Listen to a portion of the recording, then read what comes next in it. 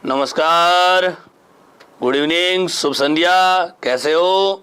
आशा है आप सभी लोग स्वस्थ और मस्त होंगे। साथियों, मैं हरीश बाना और आप है फिलहाल परिज्ञान क्लासेज के डिजिटल शैक्षणिक मंच पर। इस चैनल पर आए हुए तमाम प्रतियोगी परीक्षार्थियों एक बार पुनः स्वागत है, अभिनंदन है। साथियों, जैसा कि आप लोगों को पता है, वक्त हो चुका है राजस्थान जिला दर्शन का, और आज हम राजस्थान के जिस जिले का दर्शन करने जा रहे हैं, जिस जिले का भ्रमण करने जा रहे हैं, उसकी शुरुआत हमने कल कर दी थी। याद कीजिए साहब, RJ20 कोटा भाग फर्स्ट, यानी RJ20 की शुरुआत तो हो चुकी थी कल ही, और आज कोटा का भाग द्वितीय। कोटा बहुत बड़ा शहर होने की वजह से कोटा को अपने इस ऑनलाइन प्लेटफॉर्म पर, इस ऑनलाइन डिजिटल शैक्षणिक मंच पर आपको एक बार नहीं बल्कि कोटा 2 भागों में पढ़ाया जा रहा है। तो शिक्षा का तीर्थ स्थल के नाम से जो जिला प्रसिद्ध है कोटा, और राजस्थान में सर्वाधिक साक्षरता की दृष्टि से जिला कौन सा बताओगे? कोटा। कल हमने कुछ एक दो दिखाया था ना, उसकी झलकियां मैं दोबारा दिखा रहा हूँ। कोटा जिला है, शुभंकर कौन सा? उदबिला। और कल हमने पूरी कहानी बताई थी। ये आपको जो दिख रहा है ना, ये तो मित्रों याद कीजिए कोटा का, वो कोटा की वही नदी कौन सी? चंबल नदी। और बीच में ब्रिज कौन सा? Hanging bridge. और याद कीजिए, हमने कल आपको बताया था, कोटा वो स्थान है जहां पर देश का तो कह सकते हो साहब 5वां, लेकिन सबसे बड़ा हैंगिंग ब्रिज, झूलता हुआ पुल जो बनाना, वो मित्रों कोटा बना था। शुरुआत हुई थी 2006-07 में। इसी कोटा के हैंगिंग ब्रिज का उद्घाटन किया था प्रधानमंत्री नरेंद्र मोदी ने वर्ष 2017 में वीडियो कॉन्फ्रेंसिंग के जरिए। रिमोट बटन से जिस हैंगिंग ब्रिज का उद्घाटन हुआ ना, वो मित्रों ध्यान रखना, ब्रिज कहाँ का था? अपने कोटा का था। और इसी कोटा के हैंगिंग ब्रिज की कहानी और है कि ये 2009 ईस्वी में किसी घटना की वजह से, कहते हैं दुर्घटनावश, इसका एक पुल टूट गया था, जिससे काफी लोग हताहत भी हुए थे। तो राजस्थान में झूलता हुआ जो पुल है ना, वो झूलता हुआ पुल मित्रों कहाँ पर है? कोटा पर है। और पूछ ले कौन सी नदी पर है, तो बता देना साहब चंबल नदी पर है। तो ये दृश्य हो गया कोटा का। कल हमने जो बताया उसकी मोटे मोटे तौर पर एक झलक वापस देख लेते हैं। याद करो साहब, ये हमने राजस्थान की स्थिति बताई थी साहब, अक्षांश देशांतरीय।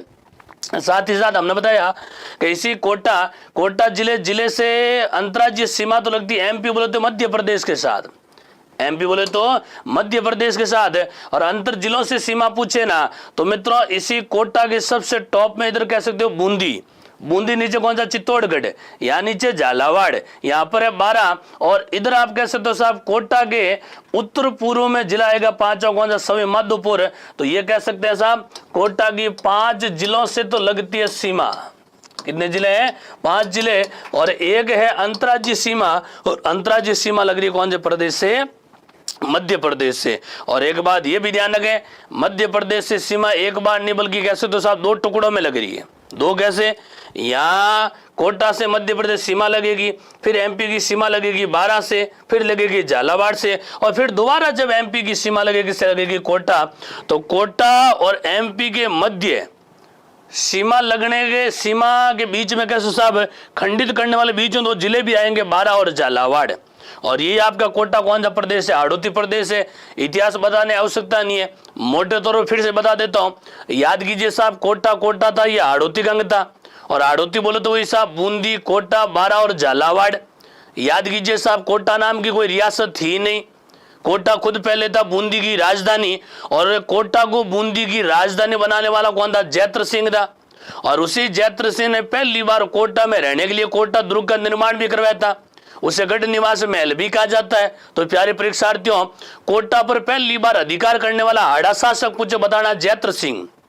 बड़े गौर सुना, कोटा पर पहली बार जिस हाड़ा चौहान ने अधिकार किया वो तो था जैत्र सिंह। लेकिन वेरी इंपॉर्टेंट बात ध्यान रखना, जैत्र सिंह ने कोटा को कोई राज्य रियासत नहीं बनाया था। कोटा पहली बार रियासत बनी थी 1631 ईस्वी में, और कोटा का प्रथम शासक बना था माधो सिंह। तो ये कह सकते हो संस्थापक शासक पूछे तो बताओगे कौन सा सिंह है? माधो सिंह है। और तो मित्रों ये कोटा की स्थिति होगी साहब भौगोलिक स्थिति। और आगे चर्चा करते हैं, ये कोटा के अक्षांशीय और देशांतरीय स्थिति हो गई है। इधर 24 डिग्री 25 मिनट से लेकर 25 डिग्री 51 मिनट उत्तरी अक्षांश है। कुल क्षेत्रफल कल ही हमने बता दिया था 5217 वर्ग किलोमीटर है। जनसंख्या लगभग 19.5 लाख है। और जनगणना कौन सी बता रहे हैं? 2011 वाली बता रहे हैं। ये उसी प्रकार हमने झलक बताई थी कल लिंगानुपात की। लिंगानुपात 911 है, 1000 पुरुष है तो 911 महिलाएं। जनसंख्या घनत्व 374 व्यक्ति प्रति वर्ग किलोमीटर है। साक्षरता दर 76.56 है। वैसे हम बता दें, ध्यान रखना 76.56 के साथ ही साथ राजस्थान में साक्षरता की दृष्टि से सबसे बड़ा और सर्वाधिक साक्षरता दर वाला जिला कौन सा? कोटा है। लेकिन कोटा में पुरुष और महिला का पूछे ना तो महिला साक्षरता दर सर्वाधिक बताई जाती है कोटा की, पुरुष तो झुंझुनू की तरफ बताओगे, है ना।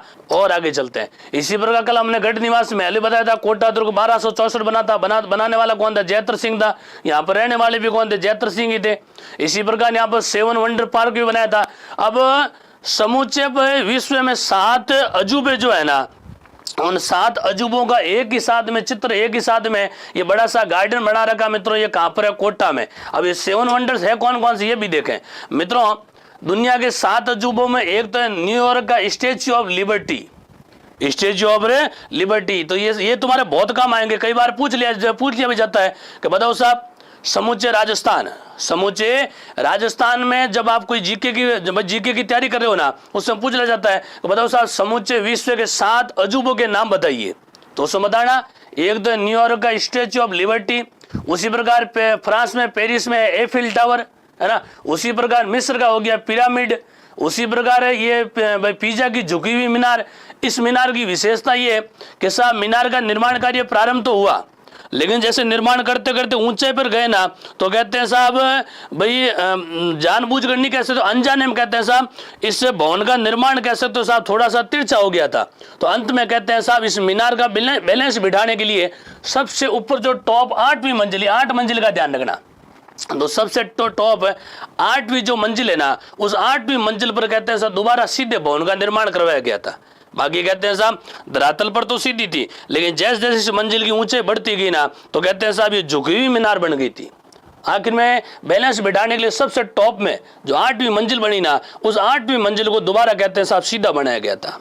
हाँ, उसी प्रकार देखना यहाँ इटली के अंदर रोम का कोलिजियम है। यहाँ पर कहते हैं साहब बड़े बड़े युद्ध होते हैं ना, तो युद्ध अभ्यास के लिए कोलिजियम बनाया गया था। उसी प्रकार यहाँ पर क्रश द रिडीमर ब्राजील में, ये भाई रियो डी जेनेरिया के अंदर है, ब्राजील के अंदर है। और जब भी आप कोई बॉलीवुड मूवी देखते हो ना, उस मूवी के प्रारंभ होते कई बार आप देखते हो सब बड़ा सा यूं स्टेचू दिखाया जाता है ना। ये ईसा मसीह की कह सकते हो साहब मूर्ति है। तो बड़ी सी मूर्ति है ना, मूर्ति कहाँ पर लगी हुई साहब? ब्राजील के अंदर। और उसी प्रकार आगरा का ताजमहल तो है ही साहब। यानी पूरे विश्व के 7 अजूबों में एक अजूबा अपना ध्यान रखना कौन सा है? आगरा का ताजमहल भी है। तो ये समूचे विश्व के जो 7 अजूबे है ना, इनका कह सकते हो साहब, इनके चित्रावली है ना, इनके कैसे साहब फोटोज जो है ना, इनकी जैसी इमारतें है ना, वो इमारतें कहाँ बना रखी मित्रों? कोटा के अंदर। हाँ बिल्कुल, कोटा चम्बल गार्डन बनाए गए नमूने। इसी प्रकार यहाँ एक देवी का नाम है बीजासन माता। कौन सी माता है? बीजासन माता मंदिर बना कोटा में। और देवी का मंदिर लगता है नवरात्रा में। वैसे कल कई सारी देवियों की चर्चा हमने की थी। उसी प्रकार यहाँ पर एक देवी बीजासन माता है। इस देवी का मंदिर कहते हैं साहब खुलता कोई नवरात्रा, और नवरात्रा वर्ष में कितनी बार? 2 बार है। एक तो चैत्र वाले, दूसरे कौन से? आश्विन वाले। उसी प्रकार देवियों में याद रखना, यहाँ पर एक देवी का नाम है तो बदाणा माता। कौन सी माता बताओगे? बदाणा माता। बदाणा माता का मंदिर बना कोटा में। और ये देवी है मित्रों, याद कीजिए आपके हाड़ौती के जो हाड़ा चौहान है ना, उन हाड़ा चौहानों की कुल देवी है, हाड़ा चौहानों की कुल देवी। और इस देवी के बारे में कहा जाता कि मूठ की झपट में आया हुआ बीमार व्यक्ति स्वस्थ हो जाता बदाणा माता के मंदिर में। तो बदाणा माता के बारे में विशेष अपने सुनिए। मूठ की झपट का मीन कोई जादू टोने से पीड़ित हो जाए, तो जादू टोने से पीड़ित व्यक्ति है ना, उन व्यक्तियों का तत्काल प्रभाव से इलाज हो जाता साहब बदाणा माता के मंदिर में। तो मित्रों ये बदाणा माता का मंदिर और ये मूठ की झपट, एक बार ध्यान रखना RS के एग्जाम में लगी हुई है। क्वेश्चन पूछा हुआ है कि बताओ साहब राजस्थान में वे देवी जहां पर मूठ की झपट में आया हुआ बीमार व्यक्ति स्वस्थ हो जाता है, उस देवी का नाम है, तो बताना पड़ा साहब कौन सी माता है? बदाणा माता है। तो एक तो बीजासन माता है और दूसरी कौन सी माता है? बदासन माता है। बाकी आपने देवादिदेव महादेव के तो बहुत सारे यहाँ मंदिर देखे थे। 4 चौमा का शिवालय कल बताया था, कंसवा का शिव मंदिर बताया था जहां पर ऋषि कण्व आए हुए हैं, है ना। और इन्हीं बदाना माता के बारे में विशेष बात ध्यान रखना, इनका भी मेला लगभग लगता है साहब नवरात्रा के समय। और आगे चलते हैं। उसी प्रकार यहाँ पर सांगोद का नान प्रसिद्ध है ना। साथ में एक सवारी होती है बादशाह की सवारी। वैसे हम आपको बता दें सांगोद कोटा में एक स्थान का नाम है। सांगोद किसका नाम है? स्थान का नाम है। और सांगोद के नान का मीन होता है मित्रों स्वांग। क्या होता है? वैसे कहते हैं साहब ये पहली बार जो स्वांग रचा ना, ये रचने वाले कौन थे? सांग सिंह थे। कौन सिंह थे? सांग सिंह। तो सांग सिंह को नान कहा था पहली बार। सांग सिंह क्या कहता? वैसे नाम सांग सिंह था, लेकिन स्वांग को वहां की भाषा में कहते हैं नान। तो कहते हैं साहब बेरूपिया स्टाइल में, यानी रूप परिवर्तित करके, विचित्र वेशभूषा धारण करके, कह सकते हो साहब एक तरह से उस मेले के अंदर लोगों के बीच कैसे हंसी ठिठोली का जो पात्र निभाते हैं ना, उन्हें कहते हैं नान। तो ये स्वांग की ये जो कह सकते हो साहब स्वांग रचाया जाता है इसी सांगोद में। और ये होता है मित्रों होली के 2 दिन बाद, होली के 2 दिन बाद चैत्र कृष्ण द्वितीया को। तो मित्रों चैत्र कृष्ण द्वितीया को यानी होली के 2 दिन बाद कोटा के सांगोद में नान और यहाँ पर बादशाह की सवारी निकाली जाती है। एक बात और ध्यान रखना, अपने समूचे विश्व के सबसे बड़े अंतर्राष्ट्रीय ख्याति प्राप्त स्वांगी माने जाते हैं, जिन्हें मंकी मैन कहते हैं, लेकिन वो कहाँ के थे? भीलवाड़ा के थे। और ये जो नान में बता रहा हूँ ना, ये नान कहाँ की है? सांगोद की। और पहली बार स्वांग रचने वाले थे सांग सिंह। अब गौर से सुनना, ये सांगोद की नान है ना, ये भाई होली के अवसर भी कह सकते हो आप, होली के 2 दिन बाद कह सकते हो, होली के रामासामा के दूसरे दिन कह सकते हो। वैसे रामासामा के दूसरे दिन बादशाह की सवारी भी निकाली जाती है। अब सवारी से हमें याद आता है समूचे राजस्थान में बादशाह का मेला और बादशाह की जो सवारी है ना, वो सवारी तो कहाँ की प्रसिद्ध है साहब? ब्यावर की। लेकिन उसके बाद अगर बादशाह की सवारी पूछे ना, तो मित्रों ध्यान रखना कहाँ की प्रसिद्ध है? आपके सांगोद की। और सांगोद कहाँ है? कोटा में। और आगे चलते हैं। इसी कोटा में एक प्रसिद्ध हुई मित्रों ब्लैक पोट्री। और आज हम जो देख रहे हैं वो कौन सी? Black pottery. अब ये ब्लैक है क्या? वही साहब एक मिट्टी होती है चीनी मिट्टी, जिसे हम कहते हैं चिकनी मिट्टी। तो प्यारे परीक्षार्थियों, चीनी अर्थात चिकनी मिट्टी पर कह सकते हो साहब काले रंग, कौन से रंग है? काले रंग से चित्रकारी करना, उससे कहते हैं कौन सी? Pottery, black pottery. और नीले रंग से कर दोगे तो हो जाएगी ब्लू पोट्री। तो ब्लू पोट्री तो प्रसिद्ध है साहब कहाँ की? आपके ब्लू पोट्री तो प्रसिद्ध है कहाँ की? आपके याद करो साहब जयपुर की। और ब्लैक पोट्री कहाँ की बताओगे? कोटा की। और ये ब्लैक पोट्री के आप देख सकते हो साहब बड़े बड़े से मटके हैं। ये आप देखना बड़ा सा एक बकेट बना हुआ है। और ये अलग अलग प्रकार के आप देख सकते हो भाई चाय पीने के कप प्लेट वगैरह है, वो काले रंग से चित्रकारी वाले हैं, वो तो हो जाएंगे साहब ब्लैक पोट्री। और नीले रंग वाले वो कहाँ के हैं? आपके जयपुर के। और ये ब्लैक और ब्लू पोट्री मूलतः कहाँ से आई थी? पर्सिया, ईरान से, है ना। ईरान से लाहौर आई, लाहौर से जयपुर, जयपुर का कह सकते हो साहब कोटा की तरफ। और आगे चलते हैं। अब यहाँ इसी कोटा का प्रसिद्ध मित्रों चक्री नृत्य है। कौन नृत्य है? इसी चक्री नृत्य को आप फूंदी नृत्य भी कह सकते हो। अरे कौन सा नृत्य है? फूंदी नृत्य। एक ही बात है, चाहे चक्री नृत्य बोलिए और चाहे फूंदी नृत्य बोलिए। अब ये नृत्य होता कैसे, करने वाले कौन है? सुनो मित्रों, आपने कभी ढंग से जनजाति पढ़ी हो ना, तो आपने पढ़ा होगा साहब राजस्थान में जनजाति कौन सी है? कंजर। कौन जनजाति है? कंजर। और मित्रों ध्यान रखना, कंजर जनजाति की कुंवारी लड़कियों द्वारा, कौन सी लड़कियां हैं? कुंवारी लड़कियों द्वारा किया जाने वाला नृत्य क्या कहलाता है? चक्री। होता क्या है कि साहब कंजर जनजाति में कुंवारी लड़कियां गोल घेरा डालकर तेज रफ्तार में चक्कर काटती है। तो चक्कर काटते काटते नाम क्या हो जाता है? चक्री। तो मित्रों ये चक्री इसे कहते हैं फूंदी नृत्य है। और ये फूंदी अर्थात चक्री नृत्य कहाँ का प्रसिद्ध है मित्रों? कोटा का। इसी कोटा की प्रसिद्धि है चित्रशैली। अब आपने जब चित्रशैलियां पढ़ी ना, तो आपने ये भी पढ़ा होगा कि समूचे राजस्थान में 4 मुख्य शैलियां मानी जाती है। उनमें से एक शैली कौन सी मित्रों? हाड़ौती वाली शैली कौन सी है? और हाड़ौती की उपशैली कौन सी है? कोटा। और इसी कोटा शैली का सर्वाधिक विकास तो हुआ था साहब उमेद सिंह और राम सिंह द्वितीय के समय। उमेद सिंह और राम सिंह द्वितीय। कैसे? राम सिंह द्वितीय ने कहते हैं साहब बहुत ज्यादा आधुनिक निर्माण भी करवाया था। उदाहरण के तौर पर कल आपने कोटा में हवा महल देखा था, तो कोटा के हवा महल का निर्माण किसने करवाया था साहब? राम सिंह द्वितीय ने करवाया था। और उसी हवा महल के अंदर बहुत सारी चित्रकारी भी करवाई है। बहुत सारे भित्ति चित्र बने हुए हैं। तो बहुत सारे भित्ति चित्र बनाए किसने थे साहब? राम सिंह द्वितीय ने बनाए थे। उसी प्रकार यहाँ कोटा में एक 700 का मित्रों नाम है उमेद सिंह। कौन से सिंह है? उमेद सिंह। और उमेद सिंह का कहते हैं साहब एक घोड़े पर बैठे हुए एक शेर का शिकार करता हुआ दृश्य दिखाया गया। शिकार करता हुआ दृश्य तो विशेषकर ध्यान रखना। वैसे आप लोग ये देख रहे हो ना, यहाँ घोड़े भी है, यहाँ हाथी भी है। तो हाथी और घोड़ों की सवारियां भी सर्वाधिक कहाँ की प्रसिद्ध है? कोटा की है। और कोटा शैली की विशेषता ये है कि यहाँ पर युद्ध व शिकार के दृश्य ज्यादा दिखाए गए हैं। युद्ध व, तो मित्रों ध्यान रखना, एक तो युद्ध और दूसरा है शिकार। तो युद्ध व शिकार के सर्वाधिक जो दृश्य है ना, वो दृश्य मित्रों कहां पर दिखाए हुए आपके? इसी कोटा शैली में। कोटा शैली की बहुत बड़ी विशेषता और ध्यान रखना, इसी कोटा शैली में यहाँ जो भी चित्र बना है ना, उन चित्रों के पीछे बैकग्राउंड में देखना, चित्रों में घनघोर घटाएं दिखाई है, नाचता हुआ मोर दिखाया। अब इतना तो आप लोग समझते हैं कि घनघोर घटाएं होगी तो नाचेगा कौन? मोर नाचेगा। तो घनघोर घटाएं, नाचता हुआ मोर, युद्ध व शिकार के दृश्य, बड़े बड़े कदम यानी केले के वृक्ष, और उसी वृक्ष के नीचे बैठा हुआ सिंह यानी शेर, शिकार करती हुई रानियां।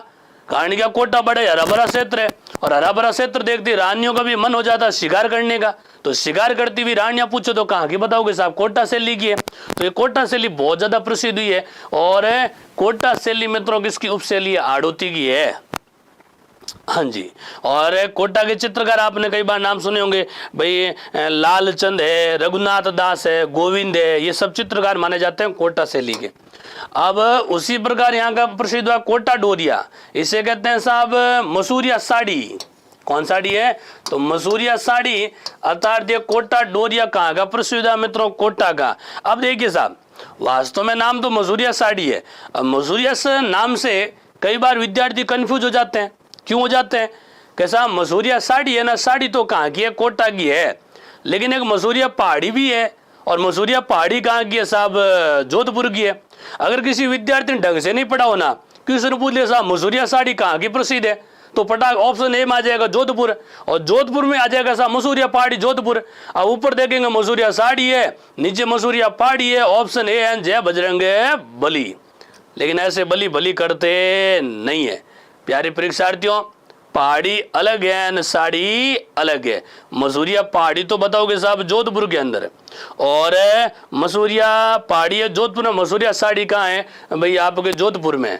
एक बार की घटना थी, यह मसूरिया साड़ी अंतर्राष्ट्रीय ख्याति प्राप्त हो चुकी है। क्यों हुई थी कि साहब उस समय के तत्कालीन मुख्यमंत्री नाम था वसुंधरा राजे। तो कहते हैं साहब वसुंधरा राजे ने वर्ष 2007 में इसी मसूरिया साड़ी को पहन कर कहते हैं साहब न्यूयॉर्क में कैटवॉक भी किया था। अब कहते हैं साहब मसूरिया साड़ी, अब अनुमान लगाओ साहब रैम शो होता है ना। अब वहां देखिए साहब मसूरिया साड़ी को दिखा रही कौन सी? वसुंधरा राजे। और उसी शो के बाद कहते हैं साहब वर्ष 2007 में, बड़े गौर सुना, उसी शो के बाद वर्ष 2007 में वसुंधरा राजे को वीमेन टुगेदर अवार्ड से सम्मानित भी किया गया था। और एक वर्ष बाद ये किसी परीक्षा में क्वेश्चन भी पूछ लिया था कि बताओ साहब हाल ही में किस महिला को वीमेन टुगेदर अवार्ड से सम्मानित किया? तो मित्रों डाना, वीमेन टुगेदर अवार्ड से सम्मानित होने वाली महिला कौन थी उस समय? वसुंधरा राजे। और वसुंधरा राजे कहते हैं साहब उस समय मसूरिया साड़ी को लेकर इन्होंने प्रदर्शन किया था साहब न्यूयॉर्क में। तो ये कोटा डोरिया यानी मसूरिया साड़ी को अंतर्राष्ट्रीय स्तर पर ख्याति प्राप्त कराने का श्रेय जाता है उस समय के तत्कालीन मुख्यमंत्री कौन सी राजे? वसुंधरा राजे। अब इसी प्रकार यहाँ एक नदी कौन सी है? चंबल नदी है। जिस प्रकार आप लोग भली भांति जानते हैं कि साहब राजस्थान की सबसे लंबी नदी कौन सी है? चंबल नदी है। सब नदी कौन सी है? चंबल नदी है। अब ये चंबल नदी आती कहाँ से? भली भांति से समझते हैं जनाबाबू की पहाड़ियां कहाँ है? मध्य प्रदेश से, है ना। इस चंबल नदी की जो सर्वाधिक जो पूरी टोटल जो लंबाई है ना, ये लंबाई है मित्रों 966 किलोमीटर। कितने है? अब पूरी लंबाई 966 किलोमीटर है। और राजस्थान में पूछे ना तो राजस्थान में ध्यान रखना ये लंबाई, इसकी लंबाई हो जाएगी मित्रों 135 किलोमीटर है। 100। लेकिन एक बात ध्यान रखना, राजस्थान में भी सर्वाधिक इसकी लंबाई कहां बताओगे साहब आप? कोटा के अंदर, है ना। और ये राजस्थान और मध्य प्रदेश दोनों की सीमा पर भी चलती है। अब कैसे चलती है आप याद कीजिए साहब, आप याद कीजिए कि मध्य प्रदेश और कोटा की सीमा 2 बार लग रही है, बीच में झालावाड़ बारा भी आ जाता है। तो मित्रों ध्यान रखना, इस झालावाड़ बारा से होते हुए कैसे तो साहब 252 किलोमीटर की राजस्थान और मध्य प्रदेश के बीच में जो जलीय सीमा बनाती है ना, वो बनाने वाली नदी कौन सी मित्रों? चंबल नदी है। और इसी चंबल नदी का प्रवेश तो होता है मित्रों ध्यान, 84गढ़ कहाँ है? चित्तौड़गढ़ में। तो प्रवेश होता है चित्तौड़गढ़ से। लेकिन ध्यान रखिए मित्रों, ये नदी जो है ना, ये नदी सर्वाधिक कहाँ चलती है साहब? कोटा के अंदर। और इसी नदी पर राजस्थान के 6 जिलों पर प्रवाहित हो रही है। और इस पर आपको ध्यान होना चाहिए, 2 बड़े बड़े बांध भी बने हुए हैं। अब उसी प्रकार देखिए साहब, इसी चंबल नदी पर बांध बना हुआ साहब जवाहर सागर बांध है। अब ये जवाहर सागर बांध का मित्रों कोटा के अंदर बना हुआ है ना। अब नदी वही है मित्रों, कौन सी? चंबल नदी है। चंबल नदी पर बांध कौन सा बता दिया साहब? जवाहर सागर बांध। मैंने कहा था साहब, इसी चंबल नदी पर बहुत सारे बांध बने हुए हैं। बहुत सारे क्या बने हुए हैं? बांध। उसमें से एक जवाहर सागर है। ये बांध बना था मित्रों 1972 ईस्वी में, 1900। और इसी से भाई 33/3 यानी कैसे तो साहब 99, कितने? 99 मेगावाट बिजली उत्पादित की जाती है साहब इसी जवाहर सागर बांध पर लगी हुई विद्युत परियोजना से, है ना। और ये जो विद्युत परियोजना ये चल रही कौन से बांध पर है? जवाहर सागर बांध, जो कहाँ बताओगे साहब? कोटा में। अब उसी प्रकार यहाँ पर कोटा बैराज बांध भी बना हुआ है। कौन सा बांध है? अब कोटा बैराज बांध है ना, इसकी तो स्थापना हो गई थी उससे पहले 960 ईस्वी में। 960 में चंबल नदी पर बना हुआ एकमात्र सिंचाई बांध है, यानी इसे सिंचाई भी की जाती है ना। अब याद करो, जवाहर सागर जो बांध था ना, वो तो ऐसा विद्युत उत्पादन के लिए, वहां से 99 मेगावाट विद्युत उत्पादित की जाती है साहब जवाहर सागर बांध से। लेकिन कोटा बैराज बांध होगी इसके लिए, सिंचाई के लिए। और इसी बांध से एक साथ में एक नहीं बल्कि 2 नहरें भी निकाली हुई है। कितनी नहरें? 2 नहर निकाली हुई है। और उसमें से एक तो कहलाती है बाई नहर और दूसरी कहलाती है दाई नहर। और इस बांध परियोजना से राजस्थान और मध्य प्रदेश में 4.5 लाख हेक्टेयर भूमि सिंचित की जाती है। बिल्कुल, कोटा बैराज सिंचाई हेतु है और जवाहर सागर विद्युत उत्पादन हेतु है। विशेषकर ध्यान रखना, यहाँ पर 2 नहरें, एक तो है बाई नहर और दूसरी दाई नहर। और उसी दाई नहर में से 8 लिफ्ट नहर भी निकाली हुई है। बड़े गौर से सुनना, कोटा बैराज बांध है, यहाँ से ध्यान रखना कितनी नहरें निकाली? 2 नहरें। उसमें से एक नहर का नाम है दाई नहर, और दाई नहर में से कहते हैं साहब 8 लिफ्ट नहर भी निकाली हुई है। और वो लिफ्ट नहर कौन कौन से सुने? जालीपुरा लिफ्ट नहर कोटा, बिगोद लिफ्ट नहर कोटा, अंता लिफ्ट नहर बारा, अंता मायने लिफ्ट नहर बारा, पंचल लिफ्ट नहर बारा, गणेशगंज लिफ्ट नहर बारा, शोरगंज लिफ्ट नहर बारा और कचारी लिफ्ट नहर बारा। यानी ये तय हो गया कि साहब 8 में से 2 लिफ्ट नहर तो है कोटा में, और बाकी 6 जो लिफ्ट नहर है ना, ये मित्रों का है बारा के अंदर सिंचाई परियोजना है। तो बिल्कुल बैराज नदी की दिशा बदलने के लिए 100%। और आगे चलते हैं। अब यहाँ पर आपके कोटा में 3 सिंचाई परियोजना भी है। अब वैसे देखना मित्रों, कोटा बैराज बांध है वो भी सिंचाई के लिए, इसके अलावा 3 सिंचाई परियोजना और चल रही, वो भी सुने। एक तो है तकली सिंचाई परियोजना, एक है आलिन्या सिंचाई परियोजना, एक है हरिश्चंद्र सागर परियोजना और एक है सावन भादो परियोजना। अब गौर से सुनना मित्रों, सावन भादो नहर का नाम है और जो नहर कहाँ है? कोटा में। और कई बार आपको सावन भादो के नाम से 2-4 ऐसे युग्म शब्द के रूप में क्वेश्चन पूछे जाते हैं। युग्म कैसे? सावन भादो का बहुत ज्यादा जोड़ा है भाई, श्रावण और भाद्रपद, सावन भादो महीनों के नाम भी, वो भी महीनों का जोड़ा है ना। आषाढ़ के खत्म होते आ जाएगा श्रावण, उसके बाद आएगा भाद्रपद, से कहते हैं सावन भादो। अब सावन भादो की नहर भी है, सावन भादो की झील भी है, सावन भादो के महल भी है, सावन भादो की कढ़ाइयाँ भी है ना। तो सावन भादो की नहर पूछे तो कहाँ बताओगे मित्रों? कोटा में है। और उसी नहर से सावन भादो परियोजना भी चलाई जा रही है। अब आलिन्या सिंचाई परियोजना है। अब आलिन्या एक स्थान का नाम है। यहाँ आलिन्या में ध्यान रखना, पुराने जमाने में सभ्यता के अवशेष भी मिले। किसके अवशेष मिले हैं? सभ्यता। अब हमें सभ्यता से याद आता है, इसी कोटा में साहब एक नहीं बल्कि 2-3 प्रकार की सभ्यताएं भी है। अब कौन कौन सी वो भी सुन ले। इसी है यहाँ सभ्यता एक दो जगह साहब आलिन्या, आलिन्या के साथ दूसरी एक सभ्यता कौन सी? तिपटिया। कौन सी है? और तिपटिया से सभ्यता कौन सी? दर्रा। तो दर्रा, आलिन्या, तिपटिया, ये 3 सभ्यता स्थल बताए जाते हैं साहब कोटा के। और आलनिया सिंचाई परियोजना भी है, और आलनिया एक गांव का नाम है जहां पर पुराने अवशेष भी मिले हुए हैं। और आगे चलते हैं। अब इसी प्रकार यहाँ पर राष्ट्रीय चंबल वन्य जीव अभ्यारण्य बना हुआ है। अब एक चंबल गार्डन कल हमने बताया था, याद आ रहा है? एक तो बताया था चंबल गार्डन, वो एक अलग था, है ना, जहां पर वो उसी परिसर में 7 वंडर पार्क भी बना हुआ है, 7 अजूबों के चित्र बना रखे हैं, वो तो अलग है। अब देखना मित्रों, तो वो तो हो गया चंबल का उद्यान, ये हो गया राष्ट्रीय चंबल वन्य जीव अभ्यारण्य है। और आप भली भांति समझते हैं चंबल जो अभ्यारण्य है ना, ये किसके लिए प्रसिद्ध है मित्रों? घड़ियालों के लिए। किसके लिए? तो यहाँ घड़ियाल भी है, यहाँ लाल मुकुट कछुआ भी है। अब देखना साहब, कछुआ आपने देखा होगा ना, तो अमूमन आपने कछुआ कैसा देखा साहब? भूरे रंग का देखा होगा, ब्राउन कलर का, और यहाँ पर उसका ब्लैक रंग का देखा होगा, ये हरे रंग का भी है। और इसके मुख पर देखना साहब लाल लाल है ना, वो कुछ कह सकते हो साहब चिन्ह भी अंकित किए हुए हैं, यहाँ लाल लाल धब्बे भी अंकित है। तो ये लाल मुकुट जो कछुआ है ना, ये कहाँ का प्रसिद्ध है? इसी राष्ट्रीय चंबल वन्य जीव अभ्यारण्य का। और यहाँ पर गंगा सूंस नामक मछली भी निवास करती है, व्हेल के लिए प्रसिद्ध है।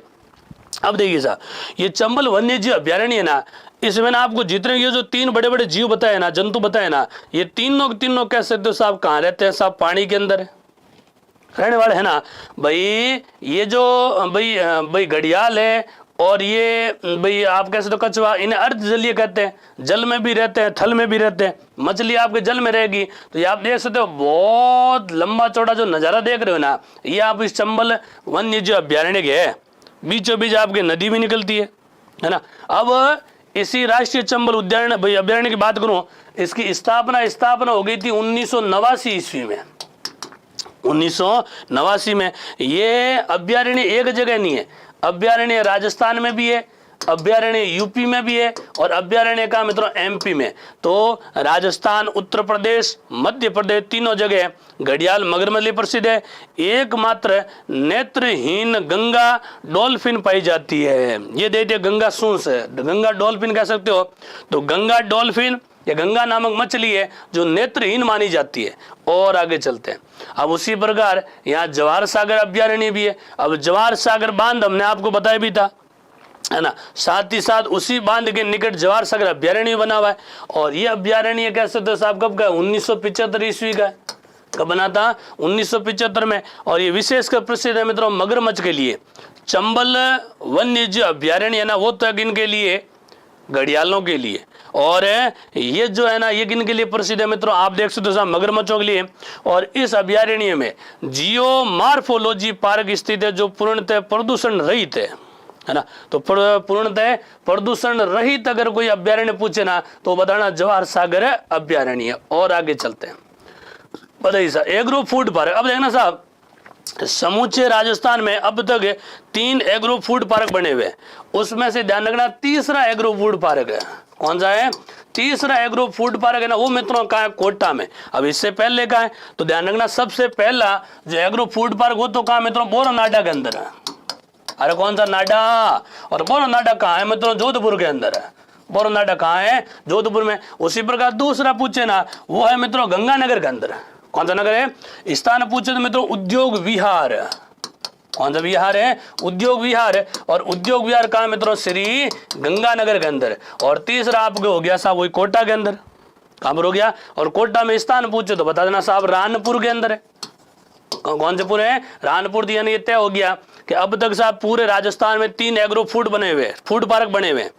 एक तो बोरनाडा जोधपुर में हो गया, दूसरा आपके श्री गंगानगर में हो गया, और तीसरा मित्रों कहाँ बताओगे? रानपुर। और रानपुर कहाँ है? कोटा में। तो तीसरा सबसे बड़ा एग्रो फूड पार्क कहाँ बताओगे? कोटा के अंदर। और आगे चलते हैं। कोटा जिले से गुजरने वाले राष्ट्रीय राजमार्ग की बात करें तो एक यहाँ से NH 52 गुजरता है और एक NH 27 गुजरता है। नेशनल हाईवे 52 और नेशनल हाईवे 27। अब ये कहाँ से कहाँ तक है? संगरूर पंजाब से लेकर ये अकोला महाराष्ट्र तक जाता है NH 52, है ना। तो बीच में आ जाएगा कौन सा? कोटा। NH 27 कहाँ से? ये साहब असम से आएगा। तो असम को गुजरात से जोड़ने वाला कह सकते हो भारत के पूर्व पश्चिम गलियारा राजस्थान के 6 जिलों से निकलता है। बारा, कोटा, भीलवाड़ा, चित्तौड़, उदयपुर और सिरोही से। तो पूर्व से पश्चिम की ओर असम से आएगा साहब। असम से लेकर गुजरात तक कह सकते हो साहब ये जाने वाला NH 27। ये भी कहाँ से गुजरता है? कोटा से। तो 2 नेशनल हाईवे कहाँ से गुजर रहे हैं? कोटा से। Kota, Jodhpur, Udaipur, Shri Ganganagar, agro food park, Seema Singh. अब उसी प्रकार कोटा के महान व्यक्तित्व की बात करें, जिस प्रकार आप लोग फोटो में देख पा रहे हो, नाम याद कीजिए, वही साहब ओम बिरला साहब। इनका जन्म कोटा में हुआ और जन्म हुआ था 4 दिसंबर 1962 के अंदर। बताने की आवश्यकता ही नहीं है। वर्तमान अपने भाई ये लोकसभा है ना, उस लोकसभा के क्या माने जाते, अध्यक्ष माने जाते हैं। उसी प्रकार यहाँ के महान व्यक्तित्व में एक नाम आता है प्रभुलाल भटनागर। आप हिंदुस्तान के महान गणितज्ञ माने जाते हैं। आधुनिक आर्यभट्ट की संज्ञा दी जाती है। आपका जन्म हुआ था 8 अगस्त 1912 को, मृत्यु हुई थी 5 अक्टूबर 1976 ईस्वी को, और विश्व प्रसिद्ध भारत के गणितज्ञ माने जाते हैं प्रभुलाल भटनागर। अब इन्होंने कहते हैं साहब 1964, 65 और 1968 में भारतीय गणित समाज में इंडियन मैथमेटिकल सोसाइटी के 3 बार अध्यक्ष भी रहे थे। यानी भारतीय गणित समाज के आप 3 बार अध्यक्ष भी रहे हुए, 1964, 1965 और 1968, और इन्हें 26 जनवरी 1968 को पद्म भूषण से सम्मानित भी किया गया। यानी हिंदुस्तान के महान गणितज्ञ जो 3 बार गणित समाज के अध्यक्ष भी रहे हुए, और साथ ही साथ में पद्म भूषण, कौन से भूषण है, पद्म भूषण पुरस्कार से सम्मानित किया। पूछ ले कब किया, तो 26 जनवरी 1968, 26 जनवरी 1968 के सम्मानित जो पुरुष है वो कौन है, प्रभुलाल भटनागर है। अब साथ ही साथ आपके परीक्षा उपयोगी महत्वपूर्ण तथ्यों की बात करें तो राजस्थान का सर्वाधिक साक्षरता प्रतिशत वाला जिला कौन सा साहब, कोटा है, बिल्कुल है साहब। राज्य का सर्वाधिक शहरी जनसंख्या वाला जिला कौन सा है, कोटा है। वैसे सर्वाधिक जनसंख्या निवास कहाँ करती है साहब, जयपुर में, लेकिन शहरी जनसंख्या की बात करें, हाँ तो मित्रों बात करें परीक्षा उपयोगी तो ध्यान रखना, सर्वाधिक जनसंख्या वाला जिला पूछे तो कौन सा बताओगे साहब, जयपुर है। लेकिन शहरी जनसंख्या सर्वाधिक कहाँ निवास करती है, कोटा में। राज्य का सबसे साक्षर व सर्वाधिक महिला साक्षरता वाला जिला कौन सा है, कोटा। राजस्थान में सर्वाधिक नदियों वाला संभाग कौन सा है, कोटा। और राजस्थान की प्रथम लोक अदालत 1975 ईस्वी में लगी थी कोटा के अंदर। लोक अदालत की बात कर रहे हैं। अब राज्य का पहला यातायात प्रशिक्षण पार्क जुलाई 1992 में स्थापित कहाँ हुआ था साहब, कोटा में हुआ था। कल हमने आपको यातायात प्रशिक्षण केंद्र का नाम भी बताया था, है ना। उसी प्रकार राजस्थान में पहली बार 2007 में गणतंत्र दिवस समारोह जयपुर से बाहर कोटा जिले में आयोजित किया गया था। ये वेरी इंपॉर्टेंट बात है। हर बार गणतंत्र दिवस समारोह है ना, वो राजस्थान की राजधानी जयपुर में ही मनाया जाता था, लेकिन पहली बार वर्ष 2007 ईस्वी में गणतंत्र दिवस जो समारोह है ना, ये जयपुर से बाहर पहली बार कोटा में मनाया था। उसी प्रकार राज्य का दूसरा स्पाइस पार्क है ना, वो भी कहाँ साहब, कोटा के अंदर है। देश व राजस्थान का पहला जैविक कृषि क्लब खेला रसूलर है। कहाँ पर है, खेला रसूलर, भाई रसूलुर है। और रसूलुर कहाँ पर है साहब, इसी कोटा में। राज्य का पहला एग्रो फूड पार्क कहाँ बना है साहब, रामपुर में। पहला नहीं है साहब, ये तीसरा, वैसे ध्यान रखना है ना। और कहाँ बताओ, कोटा में।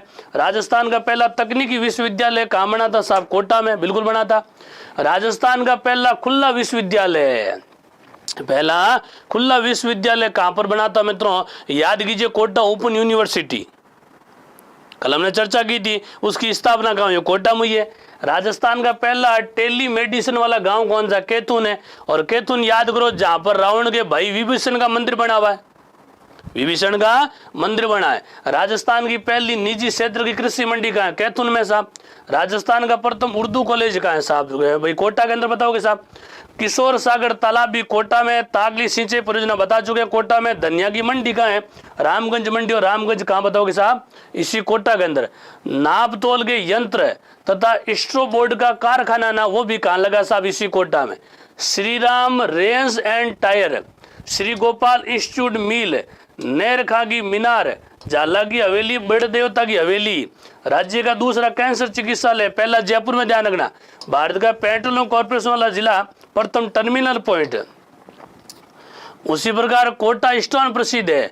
अब आप कोटा स्टोन में समझते होंगे, बड़े बड़े से लंबे से पत्थर होते हैं जो कई बार आपके फर्श पर लगाए जाते हैं मार्बल की जगह। और भाई कोटा स्टोन की खाने है ना, वो सुकेत मोड़क में, डाबादेह में और चेचड़ में स्थित है। सितंबर 2005 में राज्य के 7वां कंटेनर डिपो की स्थापना भी कोटा में हुई थी। ब्लैक पोट्री कोटा की है, पहले बताई दिए। छत्र विलास उद्यान है, यहाँ छत्रियां भी बनी हुई है इन कोटा के शासकों की। कोटा की निकिता लालवाणी का पहला उपन्यास गिफ्टेड बुकर पुरस्कार 2007 हेतु नामित किया गया था। यानी यहाँ एक रचना, एक उपन्यास लिखा गया, नाम है गिफ्टेड। लिखने वाली कौन है? निकिता, ये कोटा की है। ऐसे बुकर पुरस्कार हेतु इसे नामित भी किया गया था, सम्मानित नहीं हुआ, केवल नामित हुआ है। वर्धमान महावीर खुला विश्वविद्यालय स्थापना हुई थी, याद कीजिए 7/11/1987, यानी 7 नवंबर 1987 को देश का राजस्थान का पहला खुला विश्वविद्यालय कह सकते हो। उसी प्रकार कोटा विश्वविद्यालय वो 7 जून 2003 को स्थापित हुआ। MDS विश्वविद्यालय का विभाजन करके बनाया गया था। MDS महर्षि दयानंद सरस्वती अजमेर वाला, याद आया? उसी कॉलेज का विभाजन किया गया और नया बनाया कौन सा? कोटा विश्वविद्यालय। राज्य की प्रथम जिला प्रमुख महिला नगेंद्र बाला कोटा की थी, बिल्कुल थी साहब। केसरी सिंह बार्ड की पोत्री थी साहब। बादशाह की सवारी कहाँ की? कोटा की प्रसिद्ध है। और बादशाह मेला ब्यावर का, वैसे कई बार मेला के चक्कर मत रहना, बादशाह की सवारी भी सर्वाधिक प्रसिद्ध पूछे तो बादशाह की सवारी ब्यावर की ही बतानी है। हाँ, सेल्फ वाला पत्र कोटा स्टोन, बिल्कुल 100% सही कह रहे हो। सावन भादो नहर कोटा में, बिल्कुल ऐसा। नानेरा गांव है, कौन सा गांव है? ये नानेरा गांव है, चंबल व कालीसिंध नदियों के संगम पर स्थित है। नानेरा गांव प्राचीन समय में कपिल मुनि की तपस्या स्थली रही है। वैसे राजस्थानी में विशेषकर मारवाड़ी भाषा में कई बार ननियाल को ही नानेरा कहा जाता है ना। तो ये नानेरा गांव वहाँ है जहाँ पर चंबल और काली सिंध है। अब ये वास्तव में गांव का नाम है, ये कोई ननियाल वाला नानेरा नहीं है, ध्यान रखना। अब वो ये मैं कह देना साहब हमारा नानेरा कहाँ है, तो नानेरा चंबल और काली सिंध नदी के संगम पर बना हुआ, वो एक गाँव का नाम है। और यहाँ पर कपिल मुनि जी की कह सकते हो तपस्या स्थली रही है। वैसे कपिल मुनि की तपस्या स्थल एक बीकानेर में कोलायत मानी जाती है, तो कोलायत में भी तपस्या की थी कपिल मुनि ने। और यहाँ आपके नानेरा में भी, आपके नानेरा में तपस्या किसने की थी साहब? कपिल मुनि ने। और आगे चलते हैं। उसी प्रकार कोटा चित्र शैली की बात करें तो उमेश सिंह का इस शैली का स्वर्णकाल माना जाता है। कोटा का आलिन्य स्थल शैल भित्ति चित्रों के लिए प्रसिद्ध है। याद करो साहब, सभ्यता वाली कहानी। मसूरिया मलमल कोटा डोरिया साड़ी कैथुन की, और कैथुन का कोटा में। और राजस्थान की बनारसी साड़ी भी कहा जाता है इसे।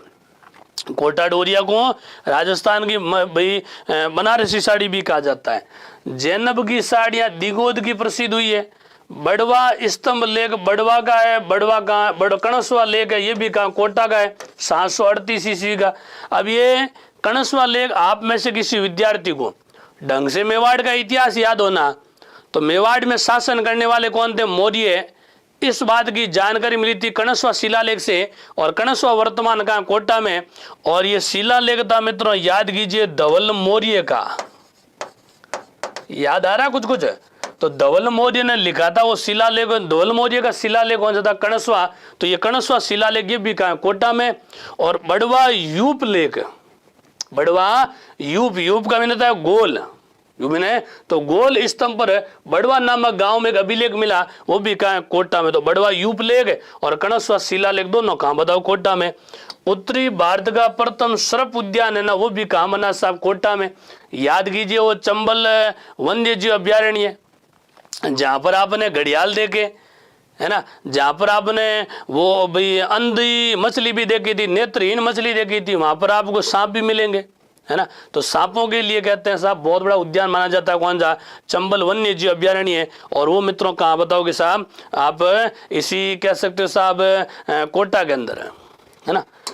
अब ये था आपके आज के राजस्थान के कोटा जिले को लेकर जिला दर्शन, है ना। तो ये कोटा जिले से संबंधित जिला दर्शन की दूसरी क्लास थी। इस चैनल पर आए हुए तमाम परीक्षार्थियों को उज्जवल भविष्य की हार्दिक शुभकामनाएं। सभी का दिन शुभ रहे। धन्यवाद, साधुवाद।